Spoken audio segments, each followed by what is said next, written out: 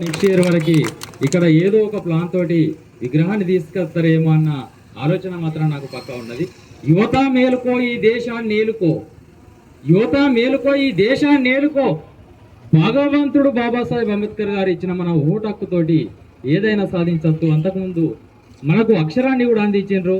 అంటే భారత రాజ్యాంగానికి అన్న ముందు ఉన్న వ్యవస్థ ఏ రకంగా ఉండే అంటే మనకు అక్షరం లేకుంటుండే.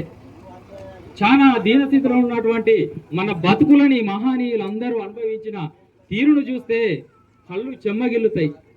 ఇప్పుడు మనము ఈ అనుభవించే ఈ సుఖ సంతోషాలన్నీ ఈ ఖద్దరు చొక్కకు కారణమే మహనీయులు బాబాసాహెబ్ అంబేద్కర్ గారు కూడా. అందుకనే అక్షరాన్ని ఎప్పుడూ చిన్నంచనేయద్దు.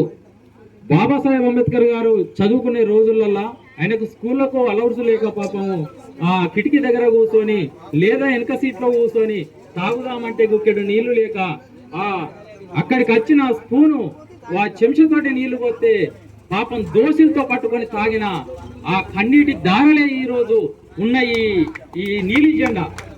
అందుకని ప్రతి ఒక్కరూ మహనీయుల ఆశయాలు ఏంటి, తన ఆలోచన విధానం ఎట్లుండాలనేది తెలుసుకొని మనం నెక్స్ట్ జనరేషన్ గింట చెప్పిన వాళ్ళమైతే ఇది ఈ రోజుది కాదు, రేపటి గురించి మనం ఆలోచించే ఒక గొప్ప పునాది. అందుకనే పిల్లల దృష్టిలో, పిల్లల మైండ్లో ఏదైతే చెడు అలవాటు, చెడు వ్యసనాలు అయితే ఏదైతే ఉన్నదో అవి తొలగించడానికి మనం ఈ దారిన గింట పిల్లల్ని తీసుకొచ్చినట్టయితే వాళ్ళు మంచి జ్ఞానవంతులు అవుతారు. అక్షరాన్ని ఆయుధంగా చేసుకొని గొప్ప శిఖరాలకు ఎదుగుతారు. అందుకనే మనం ఏం చేయాలంటే ఏ జాతర పోయినా ఎక్కడికి పోయినా ఒక చిన్న పుస్తకం వాళ్ళ జీవిత చరిత్ర తీసుకొచ్చి వాళ్ళకి ఇచ్చినట్టయితే వాళ్ళు పడ్డటువంటి కష్టాలను వాళ్ళ కళ్ళ కట్టినట్టు వాళ్ళు చదివినట్టయితే వాళ్ళ ఎంతో కొంత మార్పు. అందుకనే ఛత్రపతి శివాజీ మహారాజ్ ఒక కొత్తగా ఆలోచన వచ్చిందేమో అని అనుకుంటున్నా ఇక్కడ ఉన్న యువతకు కానీ, గ్రామస్తులకు కానీ, పెద్దలకు కానీ.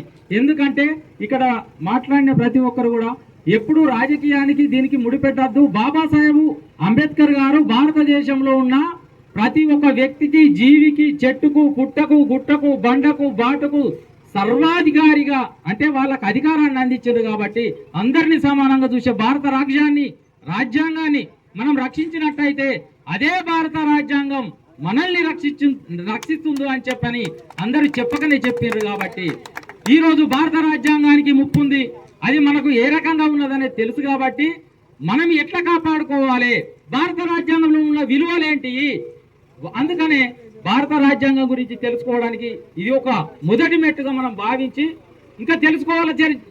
చరిత్ర చాలా ఉంది. అంటే బాబాసాహెబ్ అంబేద్కర్ గారు కూడా పూలే గారిని, మహాత్మా జ్యోతిబా పూలే గారిని గురువు అన్నారు. తనకన్నా ఒక 150-200 సంవత్సరాల క్రితం పుట్టిన, అంటే ముందు పుట్టినటువంటి ఆ పూలే గారు బాబాసాహెబ్కు ఎట్లా గురువు అవుతారు అనేది తెలుసుకోవాలి. మరి భారతదేశంలో మొట్టమొదటి స్త్రీ రమాబాయి గారు, సావిత్రిబాయి పూలే గారు. మరి తనని వాళ్ళు పడ్డ కష్టం ఏంటిది, వాళ్ళు ఈ భారతదేశానికి ఇచ్చింది ఏంటిది అంటే ఈ భారతదేశంలో అణగారిన ప్రజలు మొత్తము చదువు లేదు, వాళ్ళకు చదువు అందుతలేదు. కాబట్టి ఈ దేశంలో ఉన్న ప్రతి ఒక్కరికి చదువు అందాలని పాపం వాళ్ళ పిల్లలను సైతం అద్దనుకొని వాళ్ళు ఈ దేశానికి అక్షరాన్ని అందించిన గొప్ప మాతృమూర్తులు. అందుకనే మనం వాళ్ళకి ఇచ్చే ఘనమైన నివాళి ఏంటిదంటే మనం మన పిల్లలకు చదువు చెప్పించుకోవడమే ఘనమైన నివాళి. అందుకనే సామాజికంగా, ఆర్థికంగా, రాజకీయంగా కూడా ఎదగాలని చెప్పని మహానీయులు చెప్పిండ్రు. కాబట్టి మనం అందరం కూడా కలిసికట్టుగా ఉండి వాళ్ళ ఆలోచన విధానాన్ని తీసుకొని ముందుకు నడవాలని కోరుకుంటూ ఈ అవకాశాన్ని ఇచ్చిన దుగ్నపల్లి గ్రామస్తులందరికీ సెలవు తీసుకుంటున్నాం. Thank you. జై భీమ్.